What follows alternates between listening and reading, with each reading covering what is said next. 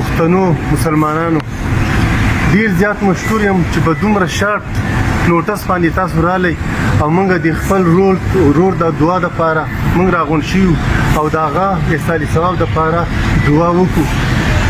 د دې موقع نه به زه فایده هم واخلم. دعا خو به زموږ مفتي صاحب وکړي. زمونږ یو چار نرس هغه هم د اختر په ورځ باندې وفات شو. موږ هم دغه شانتې راغونډ شوي وو. د هغې دپاره مو دعا وکړه. یو سجیشن ما ورکړو په هغه ټایم باندې خو دې اپریشیټ کړو چې یاره او پکاره چې موږ داسې وکړو. زما مقصد دا چې یاره که موږ داسې یو فنډ جنریټ کړو، که موږ 200 روپۍ ورکړو، که موږ 300 روپۍ ورکړو، دا به زموږ سره یو فنډ وي زموږ د ټول سټاف نه، هغې نه ډاکټرز نه واله، د پیرامیډیکل نه، د نرسنګ سټاف نه، ایون د کلاس 4 پورې چې څومره پاسبل وي موږ به یو فنډ جنریټ کړو، د هغې به یو خپل ریکارډ وساتو.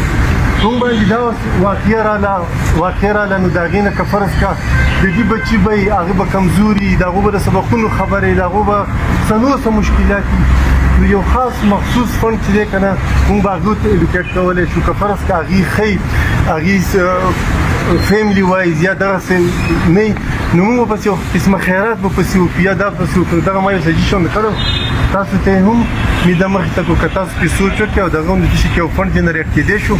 زموږ چارج نرس یاسمین چې ده ګیسټرنټرالوجي والا هغې تقریبا رجسټر یې جوړ کړی هم دی. تاسو د مخکې دا خبره وکړه.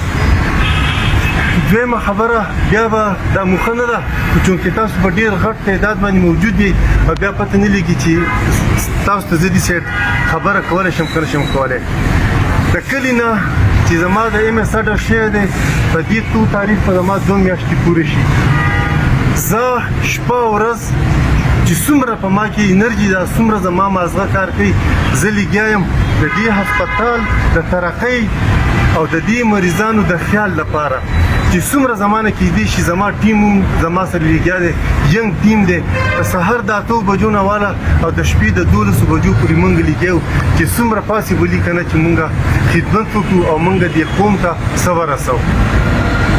په دې زما 2 خبرې یا 3 خبرې ما ځان ته ټاپک کړي دي.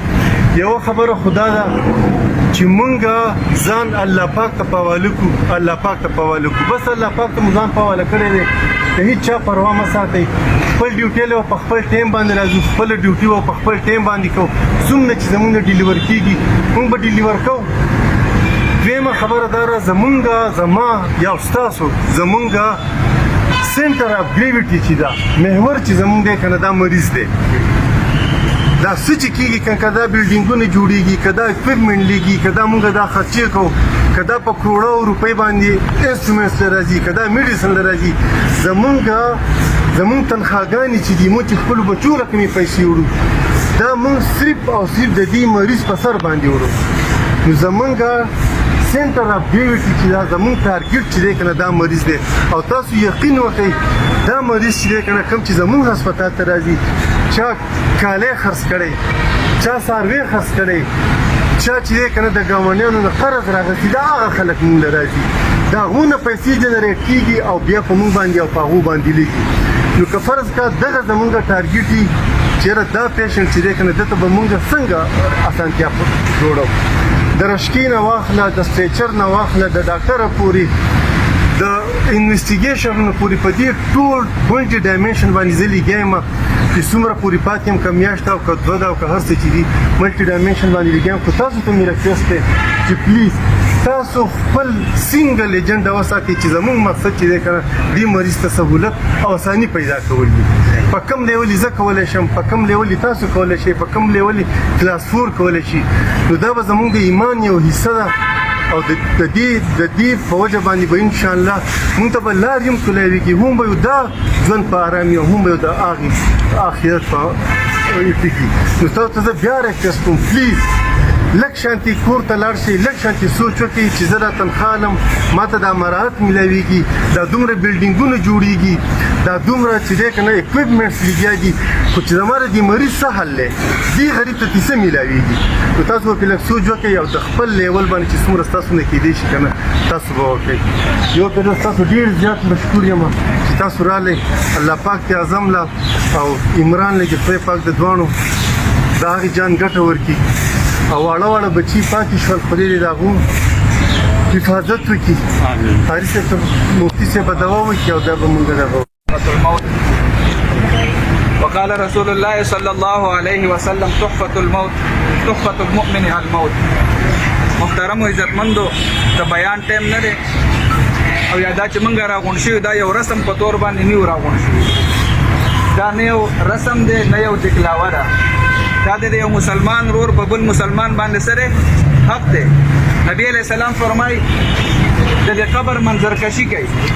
نبی علیہ السلام په قبر کې د میت څه کوي منظر کشي کوي. مل میت فی القبر الا كالغريق المتغوص. کله چې دا قبر کې د مړی کې خو دی شي نو دې داسې چغې وباسي داسې فریاد کوي لکه اوبو کې یو انسان ډوبېږي او دې څه کوي د چغې وباسي دله څوک څه ورکړي لاس ورکړي نه دا مړی هم دغسې څه کوي د چغې وباسي دې اواز کوي چې مالې د څوک څه راکړي لاس راکړي تنتظر دعوتا ډېر دعا انتظار کوي من ابن د پلارنا و ام د مورنا و اخ د رورنا و صدیق او د ملګري نه فاذا لحقته وکله چې دته دا دعا ورسي فكان احب اليه من الدنيا وما فيها. دا دعا او دا انسان دا دې مړي ته د دنیا د ما فيها نه شي زیات خوښ شي او بهتر شي. نبی علیہ السلام فرمایي وتحفة الحي للموتى الاستغفار لهم. د ژوندي انسان بهترین تحفه دا د مړي لپاره چې د لپاره سوکي استغفار وکړي. عزتمند څومره چې د موږ مشران رخصت شوي دي عمران بای شو اعظم بای شو یا نور ډېر ملګري ماته نه دي یاد تاسو ته به یاد دي څومره مسلمانان چې رخصت شوي دي دا د مسلمان په بل مسلمان باندې سره حق دی چې دی باندې حدیث کې راځي دی به د ورځې بل مسلمان دپاره 21 پیرې استغفار کوي. سو پیرے بولا دعا غواړي 21 پیرے نبی علیہ السلام دعا مغفر رب اغفر لي ولوالدي وللمؤمنين يوم يقوم الحساب. دا یو مسلمان په بل مسلمان باندې سړي واجب دي دا غره لپاره چې دعا استغفار دی ورلوږي. الله دې ټول ته کامل مغفرت نصیب کړي. الله دې پسماندګانو ته صبر جمیل نصیب کړي. الله دې ورثو ته صبر جمیل نصیب کړي. اولاد دې الله پاک نیک عمل کړي. الله دې حفاظت وساتي او موږ دې الله پاک داسې د آفاتو نه داسې د حادثاتو د مرګ نه حفاظت وکړي لکه موږ کمزوري برداشت نشو کولی. مرګ حقیقت ته موږ شیو کمزوري یو داسې د ناګهاني او داسې د اچانک مرګ نه دی الله پاک زموږ ټول اهل او یار دوست ټول سکي په امان باندې وساتي. اللهم اغفر لي ولوالدي وللمؤمنين يوم يقوم الحساب. رب اغفر لي ولوالدي وللمؤمنين يوم يقوم الحساب. اللهم اغفر للمؤمنين والمؤمنات والمسلمين والمسلمات الأحياء منهم والأموات إنك سميع قريب مجيب الدعوات.